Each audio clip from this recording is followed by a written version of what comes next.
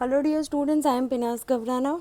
Today we will be studying the second chapter of geography. In this chapter, you will be understanding about some natural resources like land, soil, water, natural vegetation and wildlife. In the first page of your textbook, you will find two case studies of Mamba and Peter. In the first case study, Mamba is a girl who lives in Africa. She fetches water daily by walking for hours and all hours altogether. She then helps her mother, accompanies her brother in taking care of goods. They have a small piece of rocky land around their hut. Their father is merely able to grow some maize and beans after toiling hard, which isn't sufficient for the whole family throughout the year. The next example is of Peter, who lives in the heart of sheep rearing region in New Zealand. They run wool processing factory. The uncle takes care of the sheep while Peter goes to school. Sheep yard is in a wide grassy plain with hills. They also conduct organic farming. In both the examples, you will see that the lifestyle of Mamba and Peter is very different. Mamba isn't ever able to go to school, while Peter he can go to school. Peter, they have greater technology, greater production, which is sufficient for the whole family, and they are also able to earn some profit. Whereas Mamba and their family, they live in mere survival. Why is this so? This is because both have different quality of land, soil, water, natural vegetation, animals, and use of technology in their respective areas. Thus, the availability of such resources in a particular region is why places as well as the lifestyle of people living there differs. The first natural resource that we'll be studying about is land. Land is the most important resource. It covers about 30% of the earth's surface, but the whole of it is not habitable. It means that 30% of the earth's surface is definitely covered with land, but you cannot go and stay anywhere on that 30% of land. Thus, the distribution of population is sparsely divided. You can see some places are light orange in color. Here, the population is less, whereas some places are dark orange in color, where the population is dense. Why this is so? This is because the rugged topography, steepy slopes of mountain, low-lying areas near water, deserted areas, forested areas are sparsely populated. It means it is less in it has lesser population. Whereas areas like river valleys and plains are densely populated because agriculture is suitable in such places, and of course livelihood is possible in such places. So this is the major difference why the population differs in the 30% of land that we have on the surface of earth. Now let us study about land uses. Land is used for agriculture, forestry, mining, building houses, roads, or setting up industries based on soil, climate, topography, minerals, water availability, and human factors like population and technology. So these were the uses of land. I am repeating again, the uses of land includes land can be used for agriculture, land can be used for forestry, for building houses, for mining, for building roads and setting up industries. All these uses of lands are based on the following conditions. First is soil. ठीक है. The next one is climate, topography, minerals, water availability, and human factors.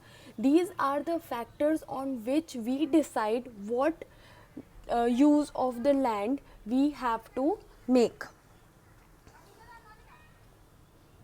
Then Land is classified on the basis, land can be divided and land can be classified based on two aspects. First is private land and community land. Private land is owned by individuals, of course, and so it is called private land. Next is community land. Community land is used for common purposes, for example, collection of fodder, fruits, nuts, or herbs. Common uses, okay, and so it is also known as common property resources. Correct? Now, the next aspect is people's demand are ever growing, but the availability of land is less. It is only 30% and the whole of 30% can also not be used. So, with the demands, with the growing demands of houses, of industries, of agriculture, the land doesn't grow. The quality of land also differs from place to place. This is the second aspect. Next, common lands in urban areas are used for building. In rural areas, it is used for agriculture. Land use pattern reflects cultural changes also. Now, expansion of agriculture, with the expansion of demands, and the expansion of agriculture, construction, all these things leads to threats like landslides, land degradation, soil erosion. This is landslide.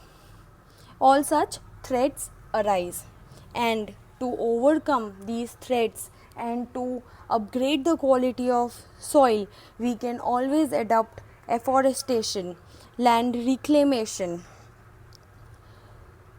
regulated use of regulated use of pesticides, fertilizers, and check on overgrazing. All these techniques can be used so that the land doesn't get spoiled and it can be used further and further. So by far we have understood that land is the most important natural resource. It covers around 30% of the earth's surface, but the whole of 30% cannot be used. The quality of land differs from place to place, and the quality of land also helps in understanding the quality of lifestyle that the people living in that particular land are leading. Okay, then we saw some of the uses of land, that is agriculture, forestry, mining, building houses, roads, setting industries and all that. Now, because of doing all this, because of usage of land, we have growing demands also for doing these uses more and more. Because of the growing demand, we have some threats on land also, that is threats like landslide, land degradation, soil erosion. Now, to avoid these threats, we can adopt some measures to protect the land, that is afforestation, land reclamation, regulated use of pesticides and fertilizers. Next is soil. Next natural resource is soil. Now, what is soil? It is a thin layer of grainy substance covering earth. Land reforms define the type of soil. It is made up of organic matters, minerals and rocks. Soil is created by weathering, that is breaking up of rocks and decaying of it by temperature changes, human activity, plants, animals, etc. and so on. Now, the right mixture of minerals and organic matter make the soil fertile. Now, we have some factors of soil formation. How is the soil formed? We have some factors. The factors of soil formation, the steps of soil formation is the bedrock, parent rock, climate factors, topography, role of organic material and time. These are all the factors because of which a soil is formed, and the soil differs from place to place. For example, the kind of soil that we find in Surat is not going to be same as the kind of soil we will find in Kashmir. It all differs, and it all differs because of these factors that we have understood. In the first factor, it was parent rock, that is bedrock. This bedrock, it determines the color, texture, property, mineral content of the soil. Then altitude and slope. It determines the accumulation of soil, this is known as the relief factor. Relief factor determines the accumulation of soil. Next is organisms. Again, it means flora, fauna and microorganisms. These factors, they affect the rate of humus formation. Climate factor determines the temperature, humus formation and rainfall that will be attractive on a particular kind of land. Time determines the thickness of soil. Now soil is also in danger, it is also degrading and its conservation is also very much important. Soil erosion and depletion are major threats. Both humans and natural factors are responsible to this. Floods, landslides, deforestation, overgrazing, overuse of fertilizers and pesticides are factors of it. Now, how to conserve the soil? First is mulching. Mulching is a technique where we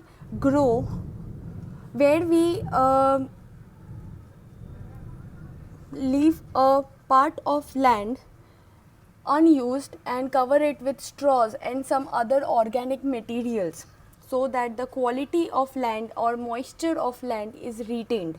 You can see in the picture there is a place left in between two rows of plants grown.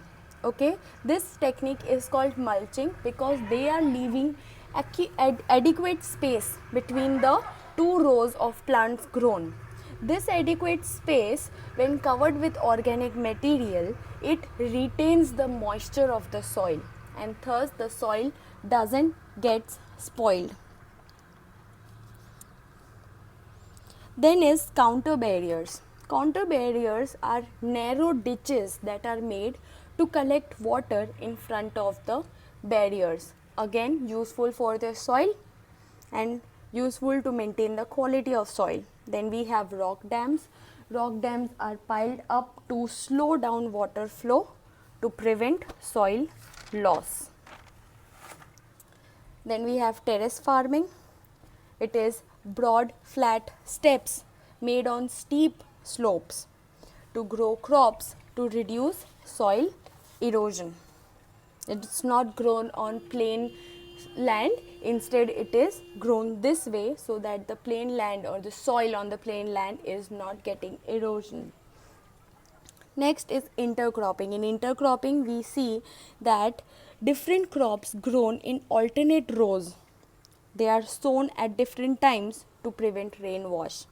Okay, you will see on one row there is a different crop grown, the next row has a different crop, then again the first one, then the second one, and this way. They grow alternate crops on the same piece of land. Counterplugging. Counterplugging is parallel to counters of hill slope to form natural barriers to downflow of water. A plugging method that respects the natural shape or counter lines or a land area. By plugging along the counter lines, the farmer creates mini terraces which discourage swift water runoff. The water doesn't run off quickly and so the soil doesn't get washed. Water doesn't erode the soil but rather soaks in it and can be used by plants for growth. Okay. Then last is shelter belts. Shelter belts is growing rows of trees around the area where the crops are grown, so that when there is a heavy wind movement, the soil and the crops can be protected. So this was about the two natural resources, that is land and soil. In the next part of the video, we will be studying about water, natural vegetation and wildlife. Thank you.